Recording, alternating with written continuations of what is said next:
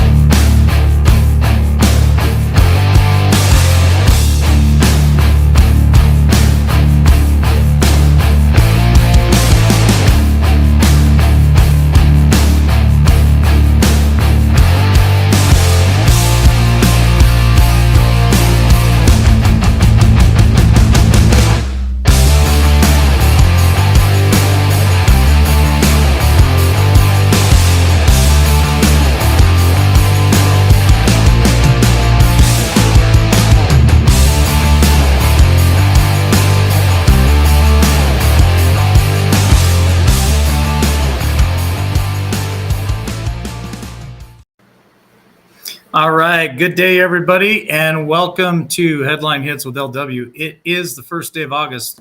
It's Monday. It has been a Monday for me. I've had some technical difficulties, but I think we've got them figured out. No mic today, but I got my camera working. So what did you guys think of the intro? I needed a little pep in my step this morning. So I played the show intro instead of my news intro. I really like that intro a lot. So let's hit the headlines for today. Here we go. Look out, folks. I need you guys to be aware of this. It's breaking news right here on LWN. Spam lockdown up due to inflation. Crime in New York City. This has gone too far. I can't make this stuff up, guys. The plague of Bidenflation and crime activity in New York City has caused one store to lock up spam. Oh man, I just cannot believe that this is actually happening. Inside the Duane Reade drugstore at the Port Authority bus depot, the $3.99 cans were spotted sitting in an anti-theft box. Reported by the New York Post. The photos showed a can of spam secured inside a plastic anti-theft box on social media, and users had a lot to say about the image. You can only imagine some of the comments that were made on Twitter about this. Anyway, I wanted to start Monday off with a laugh. There you have it. All right, next headline. This one is a little sad. So 20-year-old college basketball player dies after a cardiac event. So I read down through this entire article. The University of Wisconsin Whitewater basketball player Derek Gray, 20, recently died after suffering a cardiac event, according to his coach. So I'm not going to read any further on this article. You guys can catch it in Breitbart if you want. I went through the entire article to see what they may have initially ruled as a cause for this cardiac event. Was it because he was vacationed? Well, it does not say that in the article. But what it also does not say in this article is that he wasn't a pureblood either. If you catch my drift, if you know what I'm talking about there.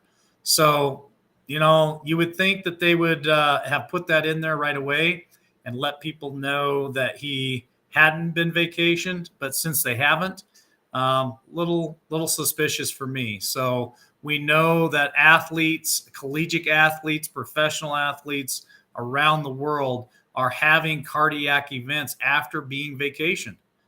It's a serious side effect. So is this another one? I don't know. We'll see how it plays out. If there's more that they report in the news, we'll let you know. All right, here is the next headline. Joe Biden moves back into isolation after testing positive again for the Chinese sickness.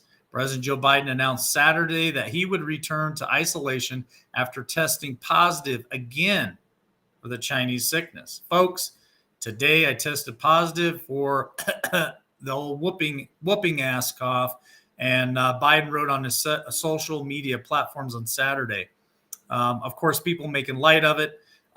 He's saying stuff like, well, this is pretty normal for people to get sick like this. But here's my point in this article.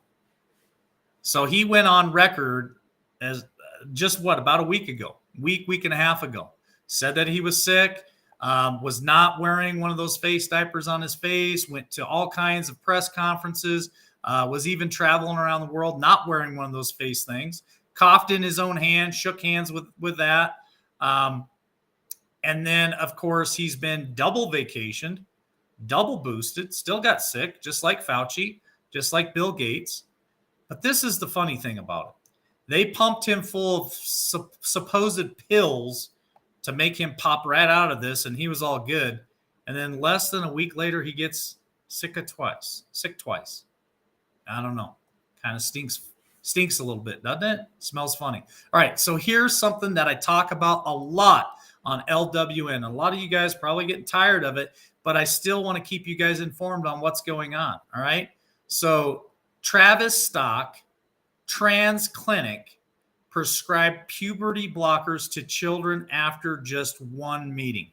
That's why I'm bringing this to your attention. Okay. In the wake of the National Health Service announcing that it would be shutting the controversial Travis Stock gender clinic for endangering children, whistleblowers have revealed that children are being put on puberty blockers just after one consultation. Now, Dr. David Bell is the whistleblower in this instance, and I'm not going to read any more of the article. If you guys want to check it, you can check it on Breitbart. But here's the problem with this. So there are children as young as 16, maybe even younger than that have been going to this clinic saying, well, I was born a girl, but I feel like a boy, or I was born a boy, I feel like a girl. And after just one consultation, they are given prescribed life-altering drugs after just one consultation. Heck, when you go to see a doctor for your heart or for other things, you have to have several different consultations before they do any kind of procedure on you that's life-threatening, right? But in the wake of our children, all they have to do is go into this clinic's office just one time and say, I feel like a boy today, and they prescribed them pubic blockers. So just something that I wanted to bring to you parents, you grandparents' attention, that if this is going on there, more than likely it's going on here in America too. All right, next headline. Well, I got the last two. All right. I'm going to keep the very last for best. I'm going to go with old 2 drinks in. Miss Nancy Scotch Pelosi, right? So Nancy Pelosi lands in Singapore to begin Asian tour amid a U.S.-China tensions over Taiwan. U.S. House Speaker Nancy Pelosi arrived in Singapore early Monday to start her Asian tour with questions remaining as to where if Taiwan is included in that lightning trip. AP reports a person familiar with the matter confirmed Pelosi and her diplomatic entourage landed at the city-state before dawn as tensions with Beijing continues over exactly where she will be going next and when.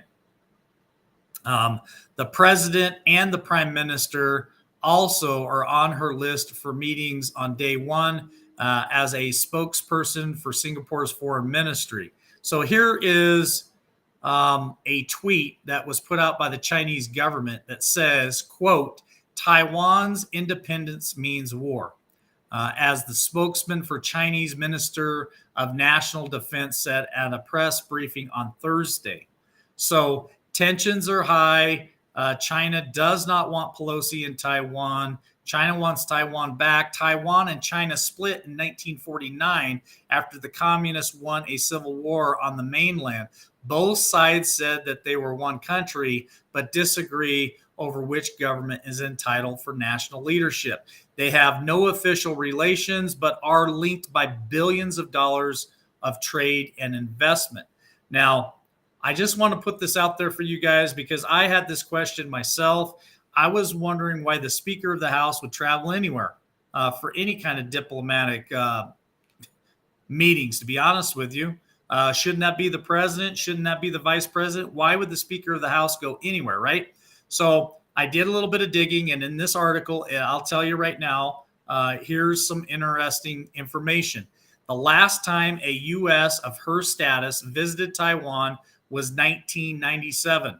That official was then House Speaker Newt Gingrich. So this is not the first time that a Speaker of the House has traveled around the world or traveled to Singapore or anywhere else. Newt Gingrich has also done the same thing. So just thought I'd throw that out there for you guys. All right, here's the last little tidbit here. Now, I take this as a lot of hope, a lot of sunshine, a lot of good news.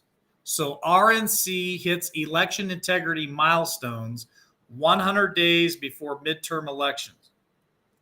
What's that all about? Well, the Republican National Committee has hit multiple election integrity milestones with 100 days left before midterm election night when millions of voters will go to the polls.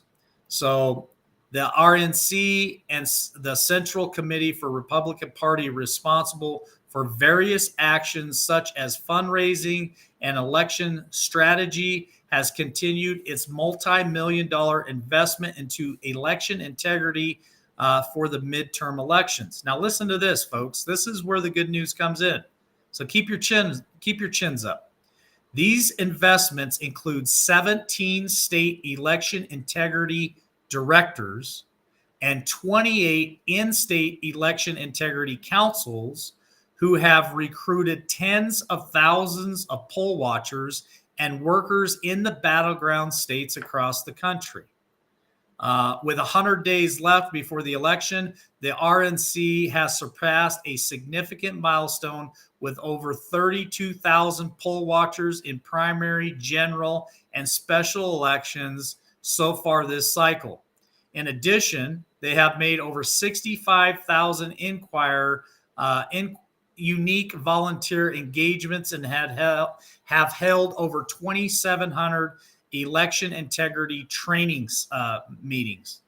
So what I'm saying here is this a perfect solution to what's going on? Is this perfect for what happened of 2020?